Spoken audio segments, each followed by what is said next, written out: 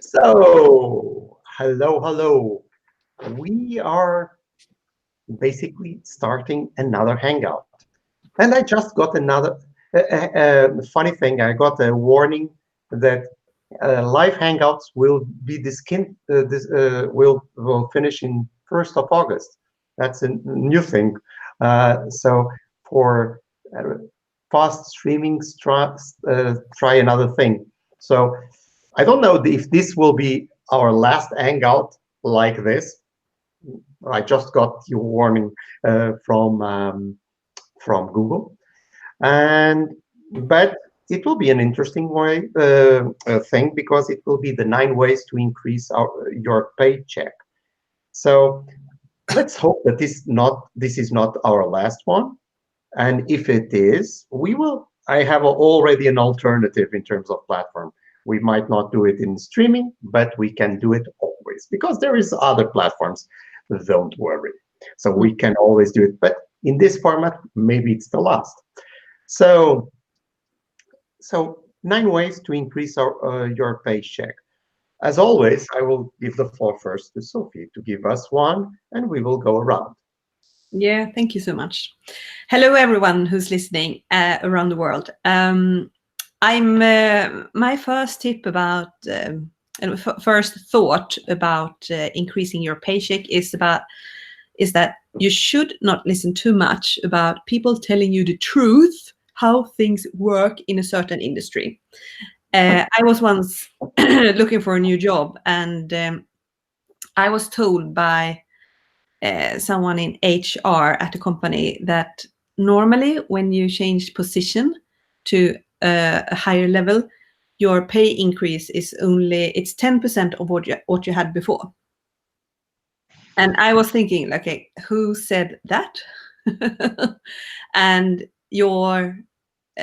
if you're changing company, the new company you are applying for, a new job, whatever, they don't have anything to do with what you are paid currently. Maybe you took a temporary job just because you needed to, and then you want to get a new job, which is actually more into what you really want to do, or maybe it's more in line with your education. That might give you another possibility to look for a higher salary.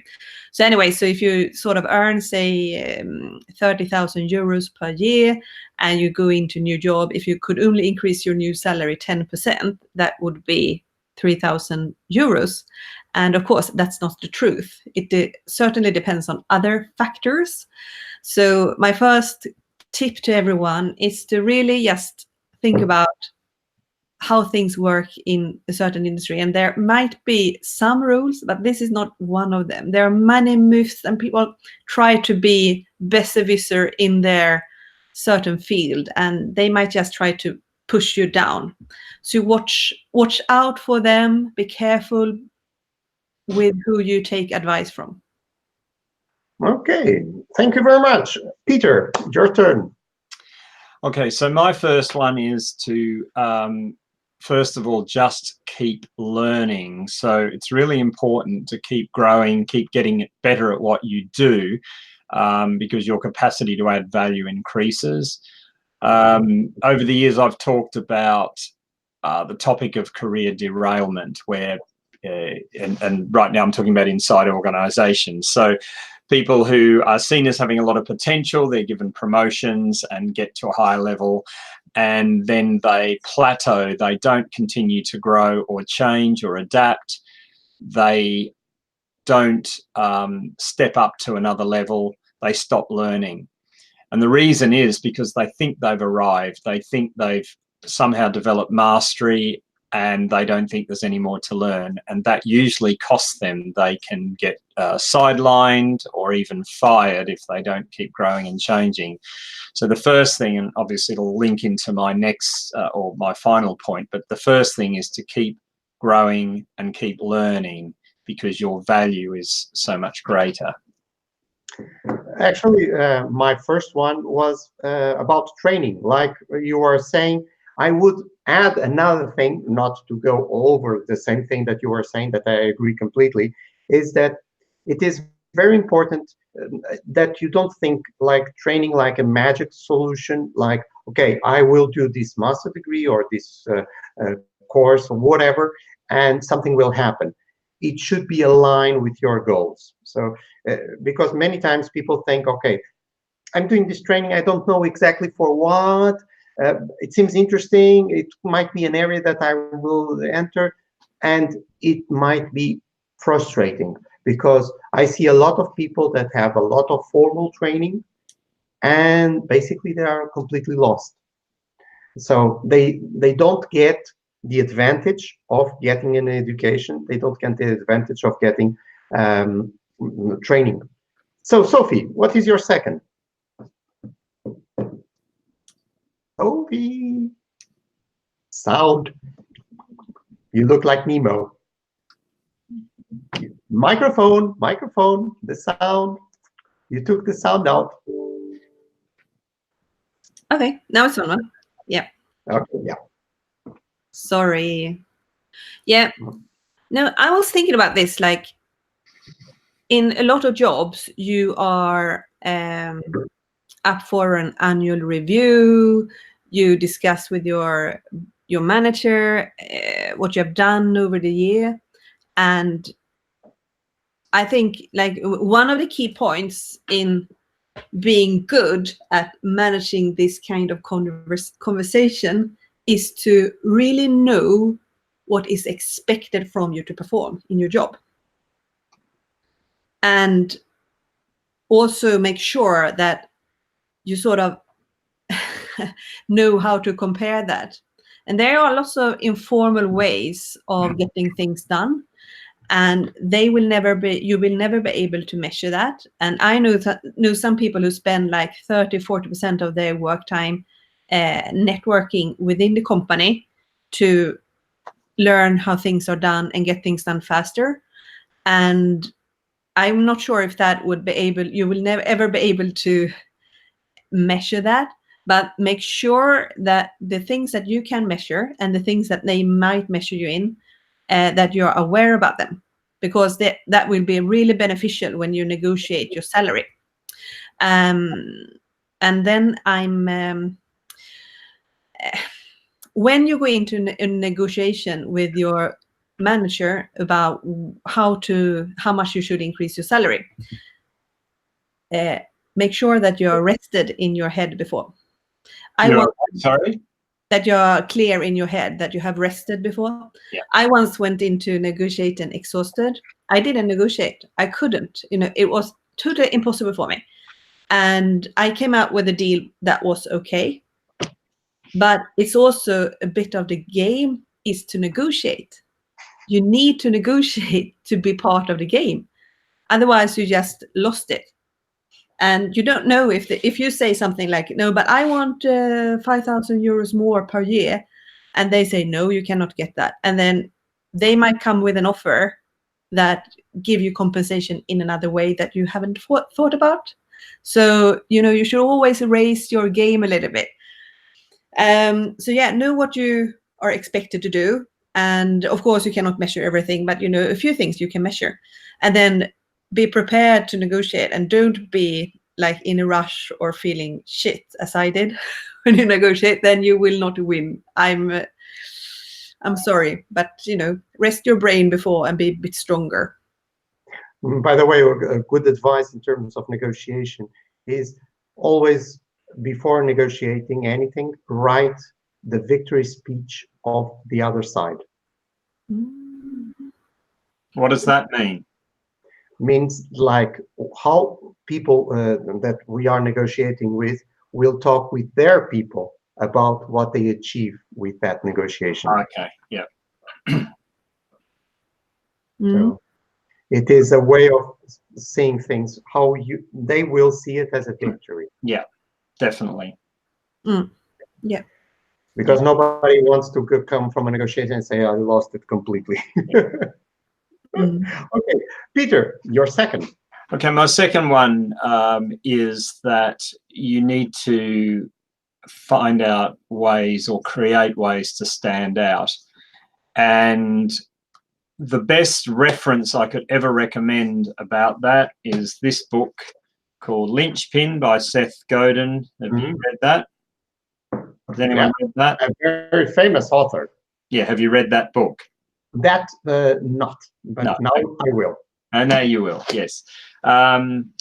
So it's a very well, he's a good writer, and it's a very inspiring book, but he makes a really important point, because traditionally organizations have two categories. You've got the managers, and then you've got the employees or the workers, and that's a model that dates back 100 years or more. But now you need to be what he calls a linchpin. So you've got to be someone who almost becomes indispensable, because you are so good at what you do, that you go beyond just following a job description. Yes, you have to achieve certain things, but beyond that, you're the person who comes up with new ideas, that you find shortcuts, better ways of doing things. You make more connections, you win people over, you're much more influential. And he describes it as kind of your art, because it's the thing that makes you less replaceable. Like, organizations are often run like machines with little cogs that you just pull someone out and put someone else in, because they're just following an instruction to work in that particular place. But to really add more value, you have to go beyond that. And he talks about the fact that the lizard brain will keep pulling you back. You don't want to stand out. You just want to survive. You can't ever thrive if you're only concerned about surviving. So the desire to fit in, not to try anything new or make any mistakes or anything, that can stop us from standing out. So it's a very inspiring book. And I think if you really want to up your paycheck, that's the way to go. Funny thing is that one way of differentiating yourself, and that's my second one, is to have a sense of mission and vision. Because normally we think mission and vision for companies, but seldom we think about people. So if we ask, what is your vision, what is your mission about your career, most people will not be able to answer that question. And if they answer that question, they will answer in 1 month one way, and in next month another way, what is not mission or vision. So it is very interesting when you have a mission, when you have a vision, things seem that they are drawn to you. Resources, money, everything comes to you. It's like the law of attraction. But basically, if we love people that have a sense of mission, what they want to achieve, what they want to do, and we really don't give our trust to people that are saying one day they want to be one thing, that the other day they want to be another one, and they go around. We don't give them our trust. We don't easily give our resources, our time, and everything. And time is a resource, of course. Sophie, your third one. Sophie. Yes, I'm here. Yeah, no, I was thinking about what you can do to increase your paycheck by just living a little bit differently. And there is like the way of living a bit more frugal, don't spend that much money, and then you increase your paycheck. So, well, this sounds, this is like what a financial advisor would say. Your first step to increase your paycheck is don't spend so much money on crap. And I've... because sometimes even that crap creates other expenses. Yes, it might do very well. So it's like a thing, get over your money issues, sort out what you spend your money on, and is it worth it or not? And there are like lots of trendy communities online and everywhere about how to live a more frugal, easy life, simple life, minimalism. A lot of things can give you inspiration. And what I realized when I've done this, when I've been tracking my own expenses, is that I get quite, I don't know, I feel like quite grounded and safe if I know exactly how much I might spend on average over a year, it gives me a sense of belonging to I belong to myself. I don't belong to a company, or, it feels like I have control. So I definitely recommend everyone to be more frugal, get into a balance sheet, like use Excel or something similar, and track everything that you spend for a few months, and then you get to know yourself about what you spend money on and what's necessary and what's not necessary. And also join some kind of support community where you can read about how other people have done things. And one thing that I've noticed is that you can like buy a lot of services, or you can do these things yourself. And if you create a fun moment when you're doing these things yourself, like if it's do it yourself at home, or you are like you might not hire someone to create something for you, you do it yourself. It's also a way of increasing your paycheck, but it's also a way of exploring new things. So don't sort of think about it that I'm just saving money. It's actually a way of exploring new things together with others. And in Swedish, there is a saying that shared knowledge is double knowledge. And I think that's true. So don't be afraid of learning new things, because when you share the knowledge with others, it's much more fun than just doing it yourself. And it might save you some money, and you will increase your paycheck. So third advice for everyone. Yeah, Sophie, very nice advice. Let me share a very, very personal story.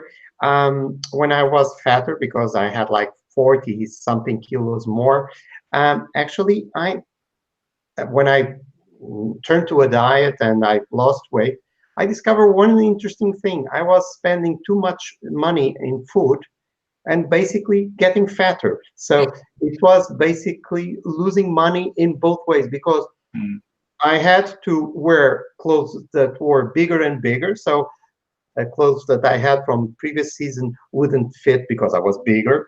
And I was eating more than I should, eating more expensive things, because it was these kind of things that you buy because they are more tasty or something like that.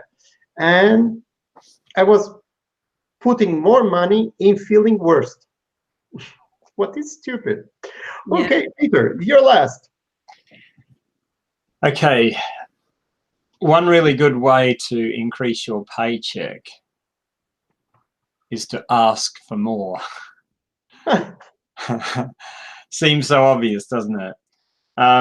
Over the years, I've worked with a lot of people who complain that they feel like they're being underpaid, and what they haven't really done is had a conversation with somebody who can change that.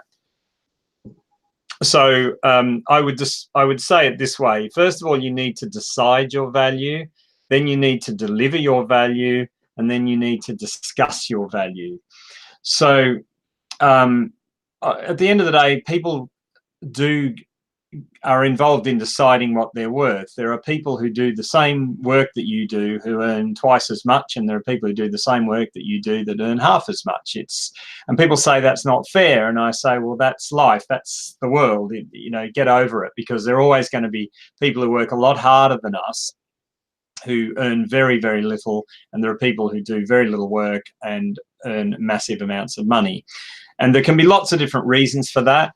But within an organization, you can have a disparity between what people earn, and part of it's around certain people just simply, they do ask for more, and they're more likely to get it if it's clear that they're adding the value, and they can describe the value they're adding. So it's very clear to people, there's an obvious business case. So I've coached a lot of people on how to go for a higher pay level. And the first thing you need to do is you do need to understand the market, because in any negotiation, you have to be willing to walk away. You have to be willing to back yourself. If you think you're worth 10,000 more a year and the company is not going to give it to you regardless, then you need to know that you can earn that somewhere else, and then vote with your feet and go there. If you're not willing to do that or take that chance, then stop complaining. But be willing to ask for it, but be very clear on the value you add, because a lot of people do work very hard and they deliver a lot of value, and it's not always visible to people. And the other thing to remember in the negotiation process, which we've already covered in this conversation, is that it is a bit of a game, because if it's all about business, whether you're working for a business or you're negotiating with a different business, the game is to get the best quality resources at the best price. We all like to do that.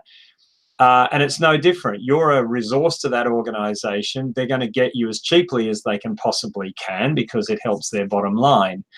But when they know your value and you know your value, you're in a stronger position to actually bump that up. And that's the game. They'll push back initially, but by starting the conversation, they are now aware that you are likely or may walk from the organization. And it's what I call the stone in the shoe technique, because when you have a little pebble in your shoe, you can walk, but it just irritates you. And by having the conversation with, say, your boss, you know, they might say, well, sorry, we can't do it. That's part of the game, but they're going to go away thinking, they're a really good employee, and what if they did leave? We're a bit vulnerable there. And if they're starting to feel that way, they might be open to having a further conversation down the track. So it isn't a one-off thing, it's an ongoing conversation. But as I say, you need to decide your value, you need to be able to deliver the value, and you need to be able to discuss your value. So that's my final point. And my final point goes a bit down that area also, because one way of increasing your value is having a good network. Because when networking is, like the word says, is working your network.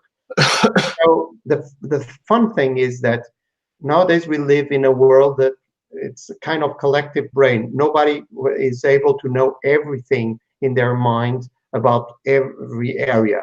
So we need to work with other people. If we have a good network, we have a good knowledge system. Also, we get to be known about our own knowledge, and that creates value in the market. And also we can bring expertise to our aid. So that also brings more value to us, and we can bring more business through that network, so bringing more value. So it is very important that we work our network. And so yeah, can I just add to that? One of the things I say is the purpose of a network is to exchange information and energy. That's what a network is about. That's what it's for. And the way to build and strengthen a network is to exchange information and energy. So you do the thing that you're absolutely right. First, I put it always like this. First rule of networking is sharing. Yeah. Because it's not like the idea that I will go to my network and get. Yeah. No, you start by sharing. That is different. Yeah. But it's basically what we are doing here. Indeed. Good. Okay, guys, we accomplished our time. Thank you very much once again. We will be back after a holiday break for sure. Not sure about the format, but we will test it immediately after we close the session, so we will know what will be the format. We will do the same advertising as always. So thank you very much and have a nice holidays. Yes, you too. Goodbye, everyone. Bye-bye.